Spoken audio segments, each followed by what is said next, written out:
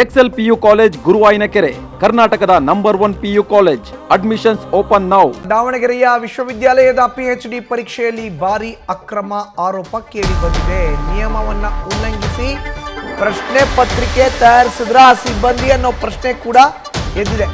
ಇದು ದಾವಣಗೆರೆ ವಿವಿಯ PhD ಪರೀಕ್ಷೆಯಲ್ಲಿ ಆಗಿರುವಂತಹ ದೊಡ್ಡ ಅಕ್ರಮ.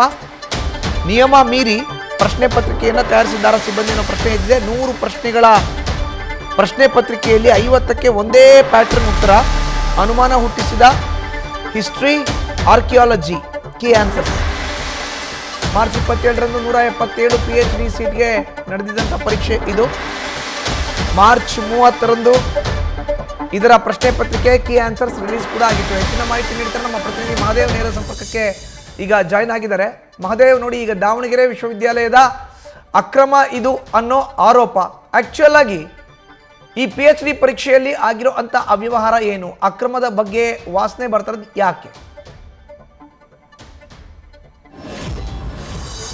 ಮಧುಸೂದನ್, ಕಳೆದ ಮಾರ್ಚ್ 27ರಂದು ಒಂದು ಪರೀಕ್ಷೆ ನಡೆಯುತ್ತೆ. ಅಂದರೆ ದಾವಣಗೆರೆ ವಿಶ್ವವಿದ್ಯಾಲಯದ PhD ಪ್ರವೇಶಾತಿಗೆ ಒಂದು CET ಎಕ್ಸಾಮ್ ಅನ್ನ ನಡೆಸಲಾಗುತ್ತೆ. ಆ CETಯಲ್ಲಿ 177 ವಿದ್ಯಾರ್ಥಿಗಳು ಒಂದು ಪರೀಕ್ಷೆಯನ್ನು ಬರೆದಿರ್ತಾರೆ. ಅವರು PhD ಮಾಡೋಕ್ಕಿಂತ ಪ್ರವೇಶಾತಿ ಪರೀಕ್ಷೆಯನ್ನು ಬರೆದಿರ್ತಾರೆ. ಈ ಎಲ್ಲ ಪರೀಕ್ಷೆ ಸುಸೂತ್ರವಾಗಿ ನಡೆಯುತ್ತೆ. ಆದರೆ ಮಾರ್ಚ್ 30ರಂದು ಈ ಕೀ ಆನ್ಸರನ್ನು ಬಿಡುಗಡೆ ಮಾಡ್ತಾರೆ.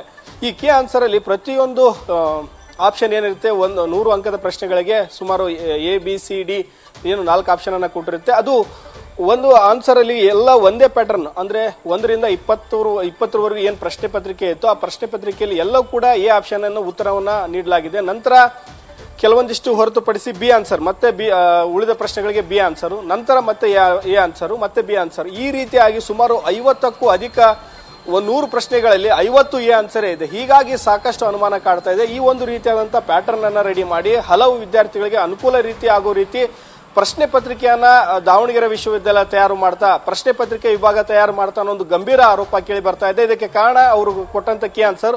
ಇದ್ರ ಬಗ್ಗೆ ಸಾಕಷ್ಟು ಅನುಮಾನ ಕಾಡ್ತಾ ಇದ್ದಂತೆ, ಸಾಕಷ್ಟು ಆರೋಪಗಳು ಕೇಳಿ ಬರ್ತಾ ಇದ್ದಂತೆ ಈಗ ಸದ್ಯಕ್ಕೆ ಏನು ದಾವಣಗೆರೆ ಪರೀಕ್ಷಾ ವಿಭಾಗದ CK ರಮೇಶ್ ಅವರು ಏನ್ ಮಾಡಿದ್ದಾರೆ, ಸದ್ಯಕ್ಕೆ ಪ್ರಶ್ನೆ ಪತ್ರಿಕೆ ಸಮಿತಿಗೆ ಈಗ ಒಂದು ನೋಟಿಸ್ ಅನ್ನ ಜಾರಿ ಮಾಡಿದ್ದಾರೆ. ಅದಕ್ಕೆ ಕಾರಣ ಕೇಳಿ ಯಾಕೆ ಈ ರೀತಿ ಅಂತ ಪ್ಯಾಟರ್ನ್ ಅನ್ನ ರೆಡಿ ಮಾಡಿದಿರಿ ಅಂತ ಹೇಳಿ. ಈಗಾಗಲೇ ಸಾಕಷ್ಟು ಅನುಮಾನಗಳು ಕಾಡ್ತಾ ಇರೋದು ಏನಂತಂದ್ರೆ, ಒಂದು ಜಿಗ್ಜಾಗ್ ಮಾದರಿಯಲ್ಲಿ ಯಾವಾಗಲೂ ಒಂದು ಪ್ರಶ್ನೆ ಪತ್ರಿಕೆಯನ್ನ ರೆಡಿ ಮಾಡಬೇಕು, ಅದಕ್ಕೆ ಆನ್ಸರ್ ಅದೇ ರೀತಿಯಾಗಿ ಬರಬೇಕು. ಆದ್ರೆ ಒಂದೇ ರೀತಿಯಾದಂಥ ಪ್ಯಾಟರ್ನ್ 1ರಿಂದ 20ರವರೆಗೂ ಆನ್ಸರ್ ಬರೀ ಎ ಇದೆ ಅಂತಂತಂದ್ರೆ ಇದರಲ್ಲಿ ಸಾಕಷ್ಟು ಅನುಮಾನ ಕಾಡ್ತಾ ಇದೆ. ಒಂದೇ ರೀತಿ ಪ್ಯಾಟರ್ನ್ ರೆಡಿ ಮಾಡಿ ಕೆಲವೊಂದಿಷ್ಟು ವಿದ್ಯಾರ್ಥಿಗಳಿಗೆ ಅನುಕೂಲ ಆಗೋ ರೀತಿಯಲ್ಲಿ ಪ್ರಶ್ನೆ ಪತ್ರಿಕೆಯನ್ನ ರೆಡಿ ಮಾಡಿದ್ರ ಅಂತ ಹೇಳಿ, ಎಲ್ಲವೂ ಸರಾಗವಾಗಿ ಅಂದ್ರೆ ಯಾವುದೇ ರೀತಿಯಾದಂಥ ಸಮಸ್ಯೆಯಲ್ಲೇ ಪರೀಕ್ಷೆಗಳು ನಡಿಬೇಕು, ಅವು ಎಲ್ಲ ವಿದ್ಯಾರ್ಥಿಗಳು ಓದ್ಕೊಂಡು ಬಂದಿರುವಂತ ವಿದ್ಯಾರ್ಥಿಗಳಿರ್ತಾರೆ. ಈ ರೀತಿಯಾದಂಥ ಪ್ರಶ್ನೆ ಪತ್ರಿಕೆ ತಯಾರಾದ್ರೆ ಹೇಗೆ ಅನ್ನೋ ಒಂದು ಅನುಮಾನ ಕಾಡ್ತಾ ಇದೆ. ಇದಕ್ಕೆ ಒಳ್ಳೆ ರೀತಿಯಾದಂಥ ಪರೀಕ್ಷೆ ನಡಿಬೇಕು, ಆ ರೀತಿಯಾದಂಥ PhD ಪರೀಕ್ಷೆ ನಡಿಬೇಕಾಗಿತ್ತು, ಆ ರೀತಿಯಾಗಿ ನಡೆದಿಲ್ಲ.